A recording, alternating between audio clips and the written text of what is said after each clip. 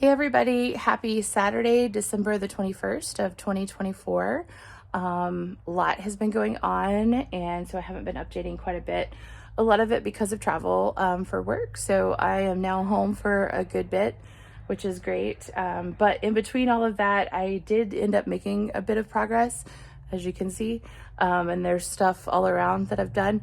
But a lot of it happened to be in the middle of the night and in areas where you couldn't see anything in the dark because there wasn't a whole bunch of power. So I just didn't do a lot of update videos. So we're going to catch up just a little bit.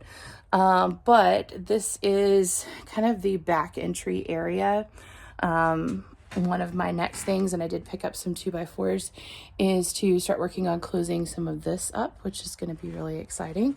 And then this area would have historically been the butler's pantry type area, kind of a little pass through back hallway. This is going to be my laundry room, at least my first laundry room. Might be my only, we'll see what happens. So just for context, it is right down the hallway as you come down the back stairs. And this is actually one of my struggles. I was practically paralyzed there for a little bit because I was trying to decide, this is historically where the wall was. When I got the house, there was a bathroom in that location, and they had moved the wall over by a number of feet. So I have moved it back and rebuilt it based on what was there. So the studs, the header, and a couple of layers of the shiplap were already there. And then these I rescued and salvaged and put them back up. But I was trying to decide, does the opening go here or does it go here? And that was a big struggle. What I finally decided was, A, you can build a wall again if you don't like it, because at this point that's a small project.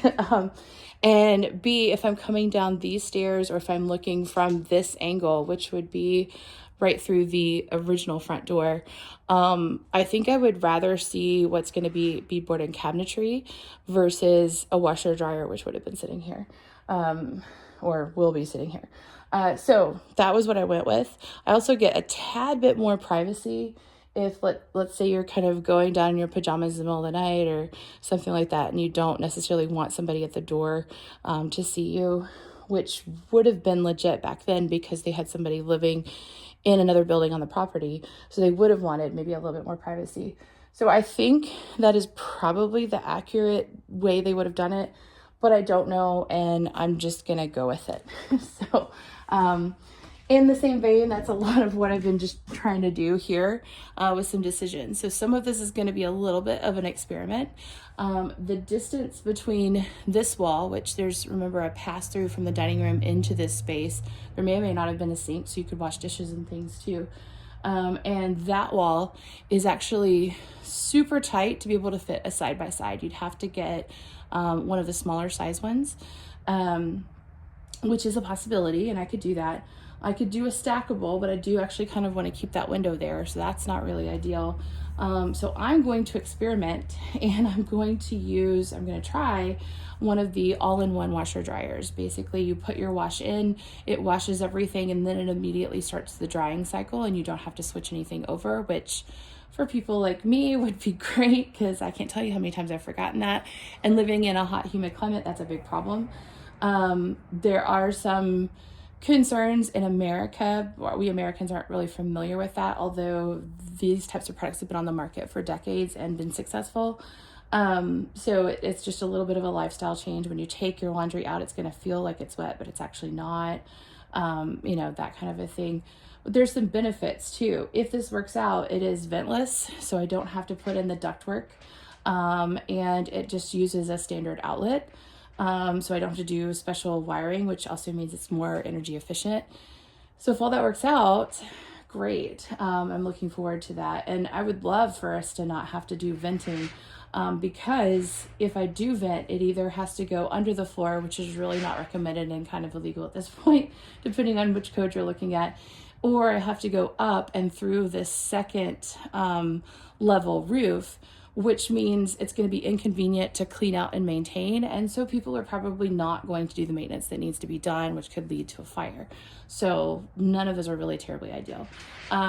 You also might be wondering why I would put the washer dryer on the first floor. that works for me. It historically actually would have been down here, so they would have just done the laundry in a machine on the back porch. We have a beautiful, huge back porch for that. And then they would have hung the laundry out on the line in the yard. So that does make sense. But for me, traveling, coming in with all of my travel germs and luggage from the airport and all that kind of stuff, I can just immediately put it in the washer and it doesn't go all through the house, which I am really excited about. And, you know, especially surviving COVID, that would be really nice to have as an option. If I retire and I'm not traveling so much anymore, or if somebody else is living here and not traveling so much, there's also the benefit of, if you do yard work or something like that, you can come in and just immediately wash everything right here. So that's the plan. If it doesn't work, I can always put another one upstairs. So we're gonna go with this for now, and I think it's gonna be really nice to have that kind of handled and have access to it. So I did mention a little bit about this window. It has been reconfigured at least once that I can tell, so I'm not totally sure on the dimensions. Par for the course of this house at this point. So I'm going to go with the dimensions that I've kind of settled on for the windows, because there seems to be a consistent pattern there. I'm just going to kind of make that consistent, and I think that'll be okay. Last but not least, you can see here I've been kind of doing a little bit of the insulation, so I'm super excited about that. I was actually happy to grab another bag last night at the store because I hadn't gotten to work with this yet. It has been re-engineered again so that it is a stiffer material that would stand up in a big cavity space. So as you see, it just holds itself in place, which is fantastic. And this is, by the way, not how you're supposed to install it. So if you have a 24-inch wide bay, you should buy 24-inch wide insulation. They didn't have that. I was in a hurry, as one does. I typically just have to piece together my insulation anyway. So you'll see I actually was able to get some safing from one of the work projects that I was doing. It was an already open bag, so I didn't take anything from anybody, and they know about it, but I've been waiting to get that material for 2 years, so I was really excited. So in the same vein, I popped this up, and it's also incredibly soft, so I can rub my face on it and it doesn't itch or anything like that. Huge misnomer. That has been changed for about a decade, and you'll still see people talking about it. It is that's one of the changes to the material. It is very pleasant to work with. So I actually chose to work with this one because one of the things that I will likely do is make a little access window where I can go through this wall to access plumbing and any other hookups for the washer dryer on the other side. So that is the plan, and that was why I chose this insulation. I also chose it not actually for the thermal properties, but because I want the acoustics, and this material is better for that in the studies that I've seen and done. So in this scenario, you could actually hear, the noise kind of start to settle down as I was installing the insulation last night, which was lovely. But you're going to have a washer dryer here. You're going to have dining room stuff going on, kitchen stuff going on. Of course, we've got the train. So anything I can do to be able to kind of mitigate that is really great. I would also add an air barrier, but I'm going to add it on the other side of this wall because I want to keep at least one side so that if there was a leak, I would be able to see it before it became any more of an issue. So all of that is happening. But you can see what I'm currently working on is actually putting up the beadboard. So this is the real stuff. As you can see here, and it's tedious. It takes time to kind of get it all straight and in there, but I think it's totally worth it. It's nice and robust. It's gonna stand the test of time, and it actually matches what was in this room on the other side. So that is the plan, is to just kind of piece all of that together.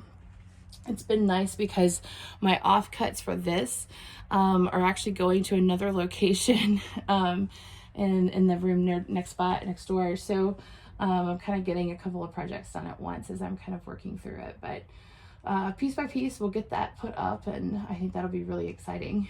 I will say, and I'll show you later, I did actually go to the lumber yard and look today, and I think I have a solution.